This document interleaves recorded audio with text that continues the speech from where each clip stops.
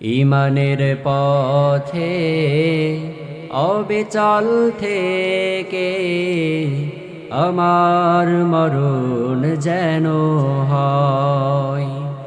ইমানের পথে অবিচল থেকে আমার মরণ যেন হয়।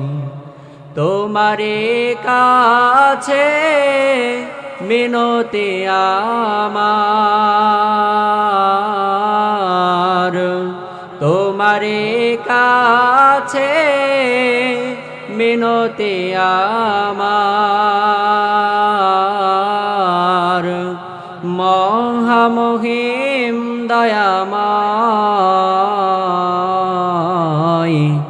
ইমানের পথে অবিচল থেকে আমার মরণ যেন হয়।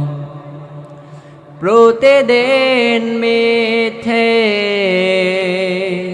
মুখোমুখি হই, বেদিন ফাঁসে কেরা করে হইচই।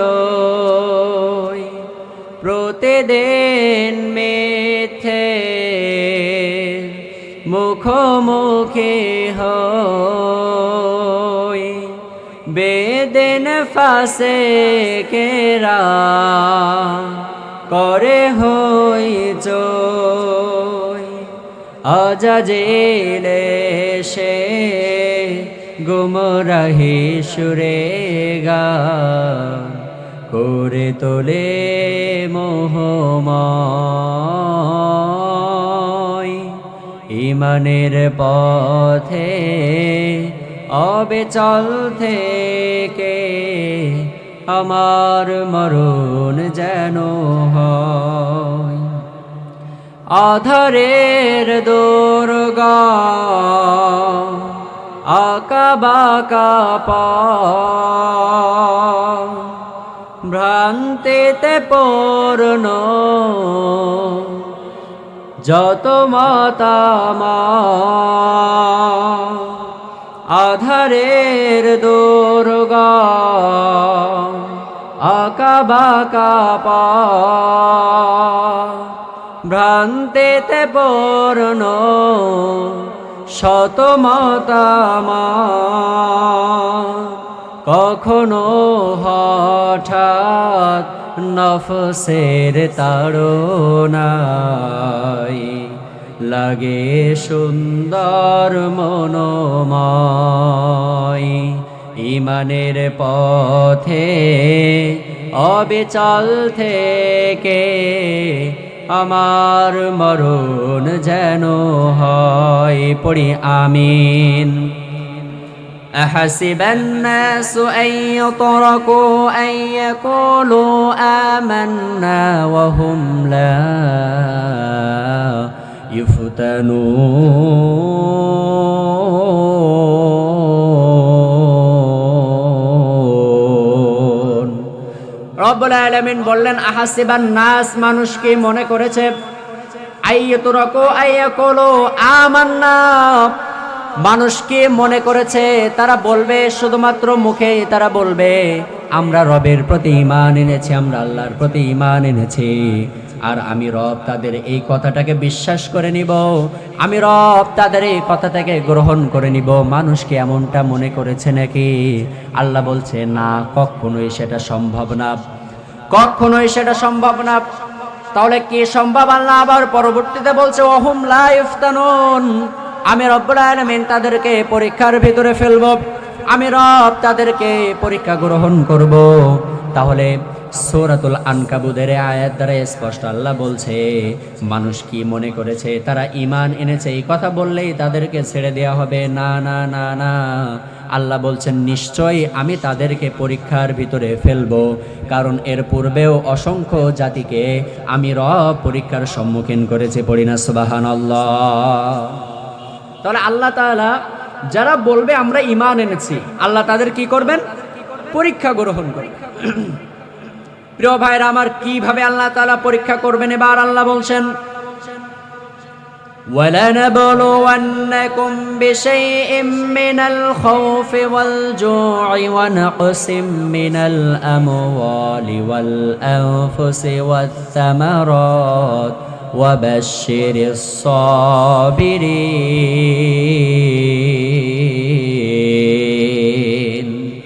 আল্লাহ তাআলা বললেন ওয়ালানাবলুওয়ান্নাকুম বিশাইয়্যিম মিনাল খাউফ, যারা আল্লাহর প্রতি ঈমান আনবে, যারা রবকে রব বলে গ্রহণ করবে, যারা আল্লাহকে রব বলে গ্রহণ করবে, যারা ঈমানের পথে অবিচল থাকবে, অটল থাকবে, আল্লাহ রাব্বুল আলামিন ওই সমস্ত বান্দাদেরকে কিছু সংখ্যক উপায়ে তাদেরকে পরীক্ষার সম্মুখীন করবে। এখন আমরা আল্লাহর কাছে বললাম, আল্লাহ আপনি তো আমাদেরকে পরীক্ষা গ্রহণ করবেন, একটু লক্ষ্য করে দেখেন বর্তমান আমার দেশে পরীক্ষা হয় কি হয় না বলেন তো? পরীক্ষা হয় না? নির্বাচনী পরীক্ষা হয়, টেস্ট পরীক্ষা হয়, ফাইনাল পরীক্ষা হয়। এই পরীক্ষার পূর্বে যদি প্রশ্ন ফাঁস হয়ে যায়, আচ্ছা বলেন তো ওই ছাত্রর কি কেউ A+ আটকাইতে পারবে? পারবে? প্রশ্ন যদি আগে থেকে ফাঁস করে দেওয়া হয় যে পরীক্ষায় কিন্তু এটা পড়বে, যদি সে বোকা না হয় তাহলে সে ওই প্রশ্ন পেয়ে সেই প্রশ্ন অনুযায়ী সে পড়বে, পড়ে সে পরীক্ষায় A+ পাইবে। পাইবে কি পাইবে না ভাই? যদি সে বোকা হয় তাহলে সে গুরুত্ব দিবে না। এবার একটু লক্ষ্য করেন, আল্লাহ রাব্বুল আলামিন আমাদেরকে সূরা আনকাবুতের ভিতরে বলছেন যে মানুষ কি মনে করেছে যে তারা ঈমান এনেছে, তারা যদি এই কথা বলা মাত্রই কি তাদের ছেড়ে দেওয়া হবে? না, তাদের কি করা হবে? পরীক্ষা গ্রহণ করা হবে। এবার কেমন ভাবে আল্লাহ তাআলা পরীক্ষা করবেন দেখেন, আল্লাহ রাব্বুল আলামিন আমাদেরকে সেই প্রশ্নের জবাব দিয়ে দিচ্ছেন সূরা বাকারার ভিতরে। আল্লাহ তাআলা আপনাকে আমাকে কিছু সংখ্যক উপায়ে পরীক্ষা গ্রহণ করবেন। আমরা রবের কাছে প্রশ্ন করলাম, ও রব আপনি তো আমাদেরকে পরীক্ষা গ্রহণ করবেন, কেমন ভাবে কি উপায়ে আপনি আমাদেরকে পরীক্ষা করবেন? আল্লাহ বলছে ওয়ালানাবলুওয়ান্নাকুম বিশাইয়্যিম মিনাল খাউফ, ও আমার গোলামেরা, ও আমার বান্দারা, তোমাদেরকে পরীক্ষা গ্রহণ করা হবে সর্বপ্রথম ভয় দ্বারা। কি দ্বারা বলেন? কি দ্বারা? ভয় দ্বারা তোমাদেরকে পরীক্ষা গ্রহণ করা হবে। কেমন ভাবে ভয় দ্বারা পরীক্ষা গ্রহণ করা হবে একটু লক্ষ্য করেন।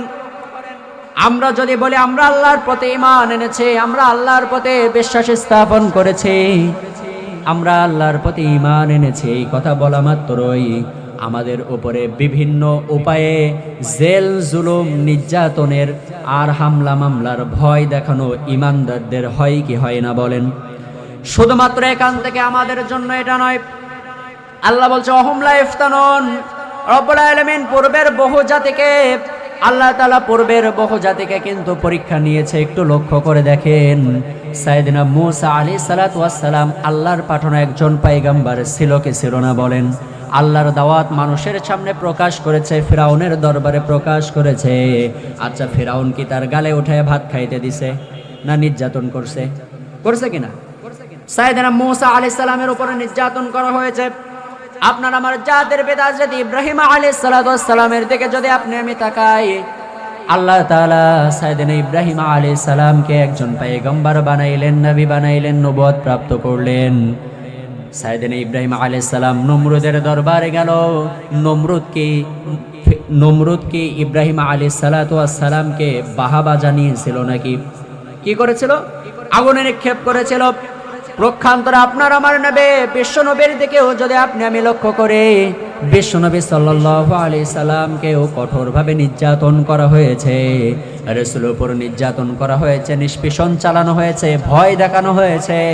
এমনকি শিবে আবু তালেবের 3.5 বছর রাসূলকে গ্রেফতার করে রাখা হয়েছে। বিশ্ব নবী সাল্লাল্লাহু আলাইহি সাল্লাম খাবার নেয়, কাফেরেরা খাবার দেয় না, পানি দেয় না, রাসূল পেটে পাথর পর্যন্ত বেঁধেছে। এমন দিন রাসূল এবং সাহাবীদের মধ্য দিয়ে সাহাবীরা রাসূল এবং সাহাবীরা পার করেছে। সুতরাং আপনি আমি যদি বলি আমরা আল্লাহর প্রতি অবিচল থেকেছি, আমরা আল্লাহর প্রতি ঈমান এনেছি, এখন আপনার আমার উপর নির্যাতন আসবে না, নিষ্পেষণ আসবে না, আপনাকে আমাকে যে নির্যাতনের শিকার হতে হবে এটা নতুন কোনো কথা নয়। কারণ এই ইতিহাস মুসলমানদের জানা কথা, বলেন ঠিক কিনা? মুসলমানরা নির্যাতনের ইতিহাস জানে, কারণ আমাদের রাসূল থেকে শুরু করে পূর্বের যত নবী কালেমার দাওয়াত দিয়েছে, দ্বীনের দাওয়াত দিয়েছে, প্রত্যেকটা নবী রাসূলের উপর কি করা হয়েছে ভাই বলেন তো? নির্যাতন করা হয়েছে, ভয় দেখানো হয়েছে। এবার আপনাদের কাছে আমার প্রশ্ন হচ্ছে, আল্লাহ রাব্বুল আলামিন যে আপনাকে আমাকে পরীক্ষা গ্রহণ করবেন, এই পরীক্ষার ভিতরে 1 নম্বর পরীক্ষা কি ভাই? ভয়। 1 নম্বর পরীক্ষা ভয়। হ্যাঁ প্রিয় ভাইরা আমার, লক্ষ্য করেন, এখান থেকে কিছুদিন আগ মুহূর্ত পর্যন্ত যারা দ্বীনের কথা বলেছে, ইসলামের কথা বলেছে, বাসায় ঘুমাইতে পারে না, এই কথা বলেন ঠিক কিনা? দ্বীনের কথা বলেছে, এই মাহফিলের প্যান্ডেলে কথা বলে এখান থেকে যে ঝাউডাঙ্গা বাজার দিয়ে নিরাপদে যাবে, এই আশঙ্কা তারা পায় নাই, তারা বিপদের আশঙ্কা করেছে কি করে নাই? তাহলে আল্লাহ রাব্বুল আলামিন বলছেন সর্বপ্রথম ভয় দ্বারা পরীক্ষা করা হবে, সর্বপ্রথম বান্দাদেরকে ভয় দ্বারা পরীক্ষা গ্রহণ করা হবে, যে তাদের উপর নির্যাতনের ভয় দেখানো হবে, জুলুমের ভয় দেখানো হবে, প্রক্ষান্তরে তাদের উপর নির্যাতন করাও হতে পারে, জুলুম করাও হতে পারে। ওই সমস্ত ইমানদারেরা যারা রবের প্রতি ঈমান এনেছে, দৃঢ় বিশ্বাস স্থাপন করেছে, তারা জেল জুলুমের ভয় পেয়ে কখনো ঈমান থেকে পিছপা হবে না। কথা বলেন ঠিক কিনা? তাহলে আমরা 1 নম্বর পয়েন্ট পেলাম, আল্লাহ রাব্বুল আলামিন আপনাকে আমাকে কেমন ভাবে পরীক্ষা করবেন? বলেন সবাই, কেমন ভাবে? ভয় দিয়ে। এখন এই ভয় পেয়ে যদি আপনি আমি দ্বীনের পথ থেকে, ঈমানের পথ থেকে যদি সরে যাই, তাহলে কি হবে ভাই? প্রিয় ভাইয়েরা আমার, এবার লক্ষ্য করেন আল্লাহ রাব্বুল আলামিন বললেন وَلَنَبْلُوَنَّكُمْ بِشَيْءٍ مِّنَ الْخَوْفِ وَالْجُوعِ وَنَقْصٍ مِّنَ الْأَمْوَالِ وَالْأَنفُسِ وَالثَّمَرَاتِ وَبَشِّرِ الصَّابِرِينَ।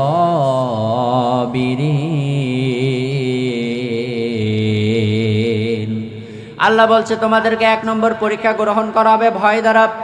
এখন যারা ঈমানদার, যারা আল্লাহর প্রতি অবিচল থেকেছে, আল্লাহর প্রতি যারা ঈমান এনেছে, আল্লাহ বলছে আমার ওই সমস্ত গোলামদের উপর যতই তাদের উপর নির্যাতন চালানো হোক না কেন, নিষ্পেষণ চালানো হোক না কেন, তারা কখনো দ্বীনি আন্দোলন থেকে পিছপা হবে না, আল্লাহর দ্বীন থেকে তারা পিছপা হবে না। কারণ আল্লাহ রাব্বুল আলামিন যেমন ভাবে বিধান দিলেন ওয়া আকিমুস সালাহ, তোমরা সমাজে সালাত প্রতিষ্ঠিত করো, তোমরা সমাজে সালাত প্রতিষ্ঠিত করো, তেমন ভাবে আল্লাহ আবার বিধান দিলেন ওয়া আকিমুদ্দিন, তোমরা সমাজের দিন প্রতিষ্ঠিত করো, দিন প্রতিষ্ঠিতর জন্য লড়াই করো, সংগ্রাম করো, চেষ্টা করো।